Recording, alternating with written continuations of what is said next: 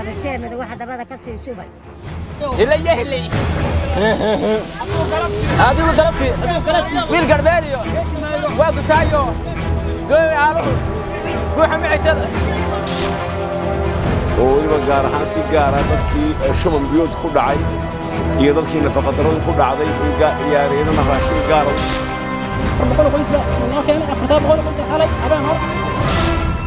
waa qabalaha ciididi dad waxa mataqana kulay dadkii ay mataqana xanuunku ku dhacay awlaaduhu mataqana ay iyagu ay haystaan ay joogto u tahay abaarahu ay saameeyeen ayay raashin mataqana u keeneen kulanti habboon akhyaarta wada naga daawanaysa waxaad ku soo dhawaateen barnaamij gaar oo aan ku eegayno gargaarkii kala duwanaa ee la gaarsiiyay qaar ka mid ah degmada Dunyar dadkii tabaalaysnaa ee xanuunada iyo abaaruhu ay waxyeeleeyeen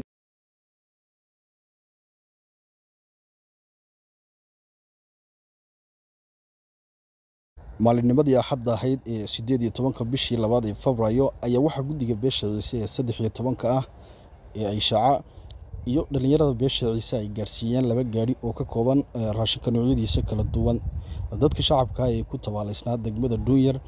oo dhawaan qaar ka mid ah wariyaasha Sima TV ay ka soo gudbiyeen xaaladda nololeed ee nafaqa darrada ay ku nool yihiin dadka reer guuraaga ah galbeedka gobolka City deeqda raashinka oo ay bixiyeen ganacsatada magaalada Diridhabe ayaa isugu jirtay raashinka noocyadiisa kala duwan sida bariiska makaronaha iyo saliidda ayaa wax la gaarsiiyay qoysas dhan 800 oo qoys tuulooyinka Caydidi oo hoos yimaada degmada Dunyar ayaa waxa la gaarsiiyay raashin 400 oo qoys loogu talagalay waxaana sidoo kale la gaarsiiyay garbacad 400 oo qoys oo ay abaaruhu saameeyeen sidoo kale waxay gudiyadu si gaar ah ugu qaybiyeen dadkii ku waxyeeloobay macaluusha iyo shuban biyoodka raashino nafaqa leh sida boorashka caanaha sonkorta basho timir xawaash iyo sharaabka la cabo بسم الله الرحمن الرحيم الحمد لله رب العالمين والصلاة والسلام على رسول الله صلى الله عليه وسلم ما أنتوا بشو تايس دي تمنكي بش فبراير سنة 2024 waxaan joognaa waa Caydidi waxaan keenay laba gaari oo raashin ayaan soo qaadnay oo ugu talagalay dadkii dhibaataysnaa ee shuban biyood ku dhacay iyo dadkii xanuunsanayay ayaan ugu talagalay raashinada waxaan guddigii ay shacanahay ee beesha Ciise ku dooratay ay shaca magaceeda aan ku hadlaya guddigaasi uu ka howlgalay Dirdhaba ayuu ka howlgalay iyo agaarkeeda wax uu ka soo ururiyay maaragtay raashino ku filan ilaa 800 oo qoys ku filan ayaan ka soo ururinay 800 oo qoys waxaan ugu talagalay 400 oo qoysna Caydidi in lagu qaybiyo 400 oo qoysna loo qaybiyo garbacad oo weliba gaar ahaan si gaar ah dadkii shuban biyood ku dhacay iyo dadkii nafaqa darrada ku dhacday in yaareenana raashin gaar ah u soo qaadnay raashinadaas oo ka kooban kuwa nafaqada leh oo ka kooban maxay ahaydeenay booraj iyo caano iyo timir iyo sokor iyo baso iyo buskud iyo makarona iyo bariis baan soo qaadnay intaaba waxaas waa dadkii bukay ee shuban biyood ku dhacay ee nafaqada u baahnaa ayaan cunto nafaqada u keenay oo gaar ah intaas waa intii karantiin ku jirtay ee bugtay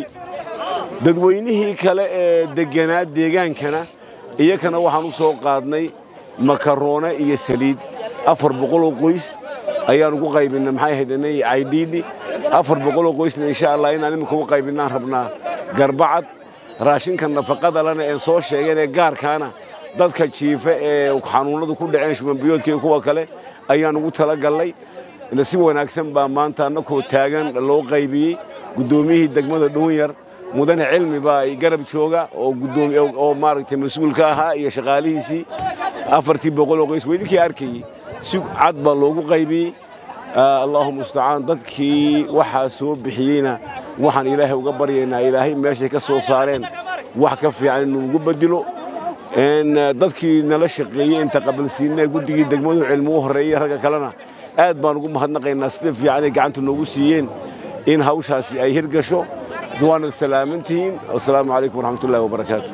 gudoomiyaha degmada Dhuunyar Cilmi ayaa isaguna geestiisa waxa uu ka warbixiyay una mahadnaqay xaaladda guud iyo waqti xaadirkan raashinka lala soo gaaray dadka abaaraysan ee qabalaha Caydhiidhi kuwaas oo u mahad celiyay guddiga iyo qaybaha kala duwan ee raashinka waday. bismillaahi raxmaani raxiim alxamdulillaah asnaan lillaah asalaatu wasalaamu calaa sayyidina ashrafil mursaliin amma ba'du ilaahay baa mahad iska leh marka xigana kulley gudoomiyaha guddiga ay shaca beelweynta ciise atoo maxamed aadan bile iyo atoo aadan xuseen iyo atoo khayr oo dhallinyaradana ka socda aad baan yaan iyaka ugu mahadnaqaynaa sidoo kale waxaan u mahadnaqaynaa dadka soo ururiyey ee iyaku kow ka yihiin guddigan meesha socda ee gudoomiyaha guddigu garab taagan yahay hadalka waxaa la dhameeyey kolley hore gudoomiyaha guddiga ayaa dhameeyey ilaahay baana mahad iska leh dadka aan u qaybinana kulley anu gudoomiyihii degmada Dhuunyar baan ahay magacaygu Cilmi Dirreen Xoosh weeyaan aad baan yaan ugu mahadnaqaynaa mar labaad iyo mar saddexaad iyo mar afraadba sababtoo ah maanta meeshan aan joogno ee aan mataqaanaa wareysigan aan ka bixinayno waa qabalaha Caydhiidhi dad waxaa mataqaanaa kulley dadkii ay mataqaanaa xanuunku ku dhacay colaaduhu mataqaanaa ay iyagu ay haystaan ay joogta u tahay abaaruhu ay saameeyeen ayay raashin mataqaanaa ayay u keeneen gudoomiyaha guddiga atoo maxamed aadan bile aad bay noo soo gaarsiiyeen raashinka 800 oo qoys buu ayuu dhanaa 400 qabalaan Caydhiidhi baan ku bixinay de baalle kagama dhicin run ahaantii kol dhan la eego baalle kagama dhicin raashinkaay wuxuu isku jiray de raashinka mataqaanaa shacabka ay qaataan bariiska makaronaha saliida sokorta sidoo kale waxa mataqaanaa raashinka dheer raashinka nutritionka la yiraahdo ee dadka nafaqo darrada ay ku dhacday la siiyaba isagana ayaa dheeraa oo bashadii leh oo biskutki balanbalaadkii leh oo sokortii leh oo caanihii leh oo boorashkii leh oo xawaashkii leh oo faafaadii leh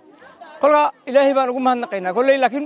shacabka aan siinay iyo raashinku marka aan eegno de shacabka mataqaanaa baahida shacabka ayaa fara badan degmadani dad fara badan baa ku nool 172 kun oo dad ayaa ku nool kolka baal uma dhicin baa ayaa la oran karaa laakiin sidee way dhaantaa la'aanta way dhaantaa dadka laga soo ururiyay iyo cidda soo urursay in soo gaarsiisaba aad iyo aad baan ugu mahadnaqaynaa ilaahay ka jisaysiyo meesha laga soo bixiyay iyo cidda soo qaadana de ilaahay wax ka khayr qaba mataqaanaa ilaahay ugu badilaan leenahay aabba ogaas waad mahadsan tahay ilaahay cimrigaaga mataqaanaa ha ajiro oo ha dheereeyaan leenahay caafimaadii maghfiradii bilafna Allah ku siiyo inta noo timide ee nala bixisay ee hawsha mataqaanaa nala saacidana ee gudoomiyuhu u horeeyana ilaahay waxaan leenahay cimriga Allah noo biriyaa leenahay cirkana Allah noo lisaan leenahay aadan xuseen oo kamida gudiyada goobta tagay iyaguna waxa uu ka warbixinayaa isaguna inay dadkani baahi weyn u qabeen in raashin lala soo gaaro maadaama ay ku jiraan waqti adag ayna jirto in ay biiro gaar u baahan yihiin si dadkan looga warhayo ilaa laga gaarayo xilliga ay ka reysanayaan iyaga xoolahoodu bismillah athna'u lillah salatu wassalamu ala rasulillah sallallahu alayhi wasallam ba'da salaan waxaan salaamayaa dhammaan dadka Soomaaliyeed meel kasta ay joogaan inaan halkan uga mahad celiyo dadkii maanta hawsha aan suuro gelinay ee dadkii u baahnaa oo baahi badan wallahi runtii ay ka muuqato iyo gaajo badan iyo rafaad badan dadkii ku soo deeqay hantida ee soo bixiyay ee ku sadaqaystay iyaan rabaa halkan inaan uga mahad celiyo wixii aad noo soo dhiibteen ee idinka ururinay si fiican bay ummadii maanta maxaan ku dhahdaa ay gargaar ugu noqotay waxaan rajaynaynaa mar walba inaad saa u garab joogtaan dadkiina dhibaataysan oo garab istaagno insha Allah aad baan taana iiga mahad celinaynaa dadkiina si fiican baa loo gaarsiiyay inta hadda aad arkaysaan waxa dad jooga dhammaan alxamdulillah way gaareen kulli hadda ilaahay baa baahida tira ilaahayna waxaan u baryaynaa inuu roobka u liso cudurradana naga qaado waxaan ku dhibaatooyinkan iyo la sarfaadka ummadda haystana iyo colaadahana ilaahay insha Allah biidnihi kariim uu inaga damiyo marka waxa weeye haddana socdaalka xigana waxaan tagaynaa waa Garbacad oo intaaya in la eg inaan ku qaybino aan rajaynayna insha Allah marka anigoo hadalkayga soo koobay waxaan ku soo gabagabeynayaa waxaan uga mahad celinaynaa dadkii waxa la baxay sadaqaadka waxaan ku boorinaynaa in mar walba say uga qayb qaataan oo dadku uga dhibaataysan garab istaagaan haddana waxba kaga dhicin 800 qoys dadka dhibaataysanna waa dhowr kun oo qoys ugu yaraan meel bal gama dhacdo intii ay joogeen Garbacad waxa sidoo kale isaguna warbaahinta waraysi siiyay Khayra Cabdilaahi oo kamid ah ururada dhalinyarada ee u qaabilsan dhinaca gargaarka kaasi oo tilmaamay in raashinada waqti xaadirkan la gaarsiiyay inta ku koobnayn balse ay noqon doonaan kuwa dadka gargaarka iyo macaawimada la soo gaari doono bismillaahir rahmaanir rahiim marka koobaad waxa mahad leh Ilaahay baa mahad iskale sida wanaagsan maanta u soo ambabaxnay safarkeeni labadii magaaleen u soo qastinay inaan imano ama noo qorsheysnayd IDD iyo Garbacad iminkana ku sugannahay Garbacad anaguna waxaan nahay guddigii lagu aasaasay Aysha runtii xaaladda hadda xagan ka taagani waa xaalad culus anagu waxaan keenay aad buu yar yahay 420 qoys iyo inta karantiinka soo sheegnay waxaan leenahay walaalayaalow dadkaas bacadkaas ay joogaan xaaladaas ay ku sugan yihiin marxaladda adag bay iskaga jiraan waqtiguna waa waqti jilaala ilaahayna waxaan uga baraynaa nimcadiisa oo khayr badan ilaahay inuu siiyo dadkii kale hawsha ka qayb qaatayna ilaahay ka jazaay siiyo waxaan leenahay dadka kalena u soo gurmadaan leenahay dadkiini cid kale oo maqan ma jirto hallo soo gurmadaan leenahay wabillahi tawfiiq qaar ka mid ah iyaguna maamulka degmada oo goobta ku sugnaa sida madaxa xafiiska DRM ka mudane Cabbaas ayaa geestiisa tilmaamay in dawladuna ay kaalin mug leh ka qaadan doonto hawlaha gaarsiinta gargaarka tanina ay tahay tallaabadii koowaad oo gurmada oo lagu gaarsiinayo dadkan la ildaran xaaladda jilaalka ee ay wajahaya xanuunada iyo abaaraha bismillaah alxamdulillaah salaamu lillaah salaatu salaamu calaa rasuulillaah sallallahu alayhi wasallam marka koowaad waxaan salaamayaa marti sharafta inoo keentay raashimadan dhamayska tiran ee loogu talagalay dadka dhibaatadu saameysay guddigii lagu aasaasay degmada Aysha ee gobolka City waxaan aad iyo aad ugu bogaadinaynaa raashinkan dhamayska tiran ay noo keeneen maadaama ay goobaha xanuuna ka dilaaceen colaadi jirto abaari ay saameysay dadka inoo keenay alaabta aad iyo aad baan u bogaadinaynaa marka labaad kullay dadkan iyo inta arkaysa bulshadu inta ay leegtahay waxaanina uu gaaraynin waxaan ugu baaqayaa shacab weynaha beesha ee ka soo jeeda City iyo Soomaalidaba walaalka in la garab istaagi waa mid laga maarmaan ah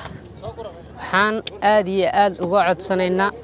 in ay dadka dhibaatooyinku saameeyeen wixii ay karaan ay la soo garab istaagaan annaguna bartaasaan ku sugannahay wixii kullay bulshada loogu soo dhiibay inaan sideeda aan u gaarsiino go'aan aan qaadanay bay tahay annagoo maamulkii degmada ciidamadii iyo dhammaan dhalinyaradii guddiga ka ahayd isula jooga in aan sideeda u gaarsiino ayaan ugu talagalay marka baaqayga kullay waxa aan u dirayaa waa ganacsato maamul iyo dhammaanba waxa aan aad iyo aad ugu bogaadinayaa mar labaad waa guddiga raashinka dhameystiran noo keenay aad baad u mahadsantihiin halka ka sii anbaqaada ciddii kale ee ka maqan inay ku dhiirato ay sida walaalahood ay ugu keeneen dadkooga in ay ugu keenaan ayaan ka rajaynayaa Cabdilaahi oo kamid ah gudiyada iyaguna dhalinyarada ee qaybtii lagu soo doortay magaalada Aysha ayaa iyaguna tilmaamay in arintani ay bogaadin mudan tahay taasina u baahan tahay in la sii joogteeyo iyadoo oo la eegayo duruufaha ku gadaamaysan waqtigan adag dadka shacabka ah ee goobta ku sugan